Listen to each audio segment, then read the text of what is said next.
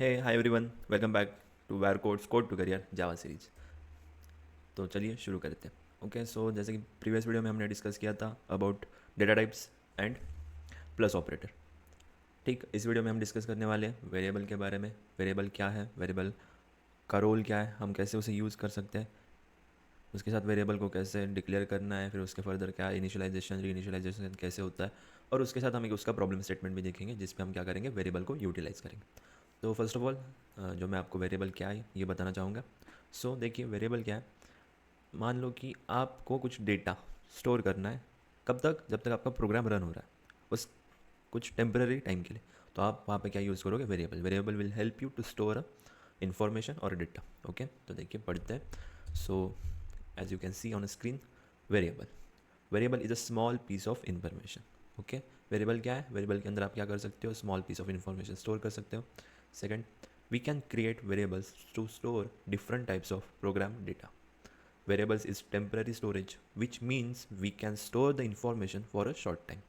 Short time का मतलब क्या है कि मैंने मान लो एक वेरिएबल बनाया नेम नाम से, जिसके अंदर मैंने नाम स्टोर कर दिया अभिषेक। तो वो वेरिएबल के अंदर नाम कब तक स्टोर रहेगा? जब तक आपका प्रोग्राम रन हो रहा है। आपने प्रोग्राम रन करा, अब आपके सिस्टम पे आपका प्रोग्राम रन हो रहा है, तब तक उसके अंदर नाम है अभिषेक।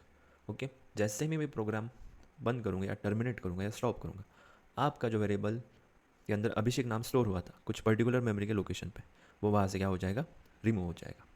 ओके, अगर आपको आपका प्रोग्राम रन करने के बाद और उसका टर्मिनेशन होने के बाद भी आपका डेटा आप चाहते हो कि सिस्टम में स्टोर रहे फॉर परसिस्टेंस टाइम, तो आपको वहाँ पे क्या यूज़ करना पड़ता है, डेटाबेस।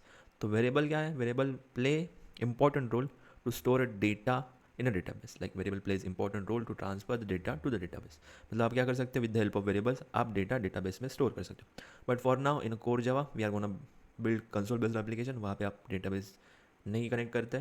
तो जब हम एडवांस जावा के ट्यूटोरियल्स देखेंगे, उसके अंदर हम देखेंगे कि डेटाबेस में डेटा कैसे स्टोर करना है, कैसे फ्रंट एंड से डेटा पीछे बैकएंड में लाना है, और बैकएंड से फिर डेटाबेस में कैसे स्टोर करना है, ये सारी चीज़।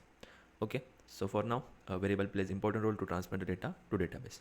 ठीक है, तो वेरिएबल क्या है ये समझ गए। अब वेरिएबल को आप यूज़ कैसे कर सकते हो या क्रिएट कैसे कर सकते हो। Okay, now how to create a variable. Okay, first of all मेरे पास मल्टीपल टाइप का डेटा हो सकता है, जैसे हमने पिछले वीडियो में डिस्कस किया था अबाउट डेटा टाइप, कि क्या कि मुझे किस टाइप का डेटा स्टोर करना है ये बताने के लिए मैं डेटा टाइप यूज़ करता हूँ। और वो डेटा किस नाम के अंदर स्टोर करना है उसके लिए आप क्या यूज़ करते हो, variable name which is known as identifier. और डेटा टाइप और वो आइडेंटिफायर मिलकर क्या बनता है, variable. So we have to follow 3 steps in order to create variables. First one is declaration, second one is initialization, and third one is re initialization. Re initialisation is optional step, मतलब आप जो data आपने already initialise किया उसको वापस री initialise भी कर सकते हो वेरिएबल का। ठीक है, तो first of all in declaration, this process to creating new variable by using appropriate data type. इस प्रोसेस के अंदर क्या करना पड़ता है, आपको डिक्लेयर करना पड़ता है आपका वेरिएबल। ठीक है, तो मुझे यहाँ पे एक डेटा स्टोर करना है, वो डेटा क्या है, मेरा प्राइस। मुझे किस पर्टिकुलर प्रोडक्ट की प्राइस क्या करनी है, स्टोर करनी है। Okay, price can be a decimal number, you can agree with that, yes. So यहाँ पे मैंने क्या यूज़ किया, डबल, जिसके अंदर मैं क्या करूँगा, store price. Okay, so first step क्या है, डिक्लेयर करना पड़ता है आपको वेरिएबल। ठीक है, डिक्लेयर कर दिया। अब नेक्स्ट स्टेप क्या है, डिक्लेयर किया, वेरिएबल डिक्लेयर किया, इसका मतलब मुझे कुछ डेटा स्टोर करना है, इसलिए किया होगा। ओके, तो वो डेटा मुझे स्टोर करना है, तो डेटा कैसे स्टोर कर सकते हो, आपको क्या करना पड़ेगा, इनिशियलाइज करना पड़ेगा data. So second step is this is process of assigning initial value to the declare variable. Okay, तो यहाँ पे मैंने प्राइस डिक्लेयर किया था। ओके, तो मैंने प्राइस इक्वल टू जो भी आपका डेटा है वो आप यहाँ पे इनिशियलाइज कर सकते हैं। ओके, अब मैंने डेटा इनिशियलाइज किया, अब आगे जाके मुझे लगा कि ये प्राइस का डेटा मुझे चेंज करना है, तो मैं कर सकता हूँ क्या, yes you can do that, री initialisation is allowed. So second process के बाद थर्ड स्टेप्स क्या है, this is the process of providing a new value to the already initialize variable. आप जो ऑलरेडी इनिशियलाइज किया हुआ वेरिएबल है उसको रीइनिशियलाइज कर सकते हो। तो जस्ट आपको क्या करना है, प्राइस इक्वल टू 35 या जो भी आपकी वैल्यू होगी वो क्या कर देगी, ऑटोमेटिकली आपकी वैल्यू मॉडिफाई कर देगी। ठीक, यहाँ तक कोई दिक्कत, नोप। तो चलते हैं अब सीधा अपने प्रॉब्लम स्टेटमेंट पे, या इसका प्रैक्टिकल यूटिलाइज कैसे करना है ये देखने की। ठीक है, प्रॉब्लम स्टेटमेंट क्या है, बढ़िया प्रॉब्लम स्टेटमेंट है, write a program to store a employee name. Okay, मुझे यहाँ पे एम्प्लॉय का नाम स्टोर करना है, basic salary and PF amount. Write a program to store employee name, basic salary and PF amount. Calculate net employee salary, after calculation increment basic salary by 15%, and finally display employee salary with and without incrementation. तो simply हमें क्या करना है, एक employ का जो भी, मतलब मान लो कि मेरी कंपनी में कोई एम्प्लॉयज़ काम करते हैं, मुझे उसका नाम स्टोर करना है, उसकी बेसिक सैलरी क्या है वो स्टोर करनी है, उसके बाद उसका पीएफ अमाउंट स्टोर करना है, और बेसिक सैलरी और पीएफ अमाउंट मिला के उसकी टोटल सैलरी क्या होती है वो मुझे देखनी है। Will call it as a net employee salary. और नेट एम्प्लॉय सैलरी कैलकुलेट करने के बाद मुझे क्या करना है, उसको 15% हाइक भी देनी है या इंक्रीमेंट। तो जो पहले नेट सैलरी है वो मैं कैलकुलेट करूँगा, वो प्रिंट करूँगा, और उसके बाद उसको 15% इंक्रीमेंटेशन देने के बाद जो सैलरी आ रही है वो भी हमें क्या करनी है, प्रिंट करनी है। तो okay, so now we need to open our VS code. Okay, VS code मैंने खोल दिया। यहाँ पे मैं क्या करूँगा, एक न्यू क्लास क्रिएट करूँगा जिसका नाम रखते हैं एम्प्लॉय। क्लास का जो इनिशियल लेटर है वो हमेशा कैपिटल होना चाहिए, ये कन्वेंशन, इसके बारे में भी हम बात करेंगे आने वाली वीडियोस में। ओके, एम्प्लॉय डॉट जावा। ठीक है, मैंने एक एम्प्लॉय नाम से क्लास क्रिएट कर दी, एम्प्लॉय। ओके, उसके अंदर मेरी मेन मेथड आएगी। जैसे कि मैंने बताया कि प्रोग्राम का एग्जीक्यूशन स्टार्ट कहाँ से होता है, मेन मेथड से, और एंड कहाँ पे होता है, मेन मेथड पे।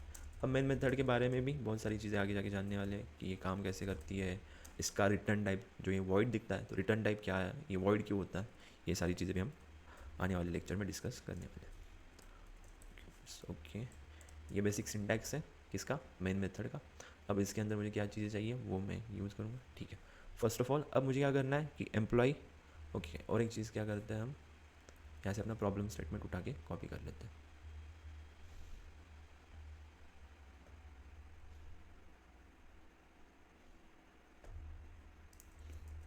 कॉपी किया, कॉपी करने के बाद अब मैं क्या करूँगा, इसको यहाँ पे पेस्ट करूँगा एज अ कमेंट। कमेंट क्या होती है ये भी चीज़ें हमें डिस्कस करनी है। कमेंट इन द सेंस कि जो भी आपका प्रोग्राम का पार्ट है, जो प्रोग्राम में एज अ प्रोग्राम का पार्ट नहीं माना जाएगा, it will be as assume as और suppose as a readable part just. ठीक है, जो एग्जीक्यूट नहीं होगा उसको आप कहते हो कमेंट। ठीक है, वो भी देखेंगे। तो ये मल्टी लाइन कमेंट है, सो अभी के लिए तो मैं इसको सिंगल लाइन ही बना रहा हूँ। Okay, done with the comment. अब हमारे पास हमारा प्रॉब्लम स्टेटमेंट हमें दिख रहा है स्क्रीन पे। क्या करना है, simply write a program to store a employee name. ठीक है, एम्प्लॉय नेम मुझे स्टोर करना है, तो first of all name. Okay, but अब क्या है, आप सिर्फ वेरिएबल को ऐसे डिक्लेयर नहीं कर सकते। ठीक है, नाम, बट नाम किस टाइप का है, डेटा जो आप स्टोर करना चाहते हो वो किस टाइप का है, स्ट्रिंग। स्ट्रिंग क्या होगी आपकी, जैसे कि हमने कल डिस्कस किया था, if you want to store multiple characters you will use string. Next क्या चाहिए मुझे, basic salary. Okay, basic salary, तो यस, डबल। डबल की यूज़ करोगे, डेसिमल पॉइंट्स होंगे, सो बेसिक सैलरी। ठीक है, ये कन्वेंशन होता है कि जैसे कि मैंने अभी क्लास के लिए बताया कि इनिशियल लेटर क्या होना चाहिए, कैपिटल होना चाहिए। Same goes for a variable. Variable में जो आपका इनिशियल लेटर है फर्स्ट वर्ड का, वो क्या होना चाहिए, लोअर केस में होना चाहिए। और अगर उस फर्स्ट वर्ड के बाद सेकंड वर्ड आ रहा है, ठीक है, जैसे बेसिक फर्स्ट वर्ड खत्म हुआ, उसके बाद अगर सेकंड वर्ड आ रहा है वेरिएबल में, तो उसका लेटर क्या होगा, उस सेकंड वर्ड का first initial letter will be capital. Double basic salary. उसके बाद पीएफ अमाउंट है, सो double PF amount.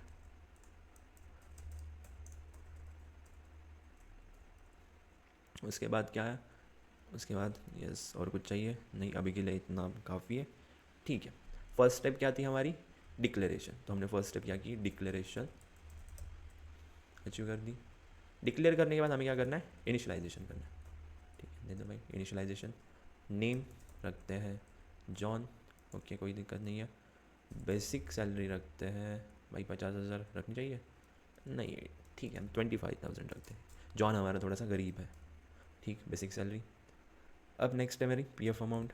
PF amount will be, I want to, PF amount ठीक है थोड़ा ज़्यादा देते हैं, 0.12 बहुत ही कम हो रही है, so I will make it as a 2,450।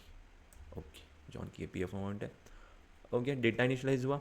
अब इसके बाद क्या करना है मुझे, कैलकुलेट करना है। क्या कैलकुलेट करना है देखते हैं, calculate the net employee salary. ठीक है, नेट एम्प्लॉय करनी है कैलकुलेशन।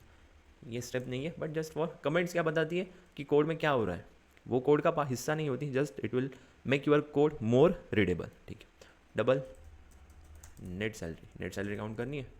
ठीक है, नेट सैलरी नाम का वेरिएबल बना है जिसका टाइप क्या है, डबल, डेसिमल पॉइंट स्टोर करेगा। अब नेट सैलरी काउंट करने के लिए क्या सिंपल सा फंडा है, जो आपकी बेसिक सैलरी है उसमें आपको क्या ऐड करना है, आपका पीएफ का अमाउंट, ये होगी उसकी जॉन की नेट सैलरी। अब इंक्रीमेंट, सो डबल इंक्रीमेंट। अब इंक्रीमेंट के लिए क्या करना है, basic salary. Okay, basic salary ठीक है, प्लस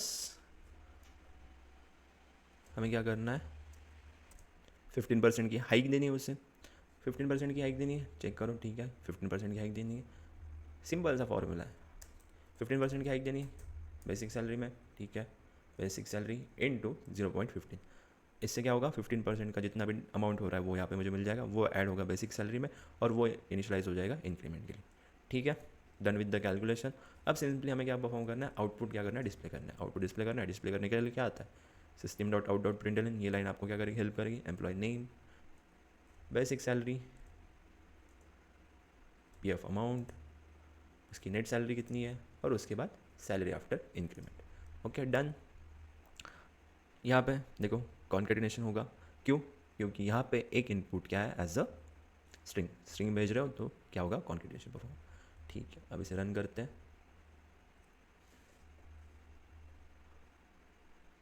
रन किया, एम्प्लॉय नेम क्या है, जॉन, उसकी बेसिक सैलरी क्या है 25,000, पीएफ अमाउंट क्या है 2,450, नेट सैलरी क्या हो गई 27,450 rupees, salary after increment it will B 28,750 rupees.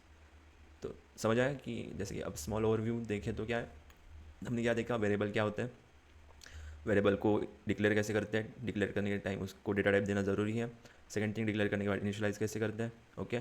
Next thing, अब ये जो डेटा है वो कब तक स्टोर रहेगा, जब तक मेरा प्रोग्राम रन हो रहा है तब तक, जैसे मेरा प्रोग्राम मैं यहाँ से क्लोज कर दूंगा ये डेटा मैं लूज़ कर दूँगा। तो अगर ये डेटा मुझे परसिस्टेंस या परमानेंट टाइम के लिए स्टोर करना है तो मुझे क्या करना पड़ेगा, इसे डीबी में स्टोर करना पड़ेगा, वो आगे का एडवांस वाला पार्ट है, वो एडवांस जावा में हम कवर करें। तो okay, that's it for this video, मिलते हैं नेक्स्ट वीडियो में। और अपना मतलब देखो जेन्युइन रिक्वेस्ट है, अगर आता है पसंद तो टोको लाइक कर दो, शेयर और मार दो सब्सक्राइब। चलो बाय बाय, टेक केयर, मिलते हैं नेक्स्ट वीडियो में।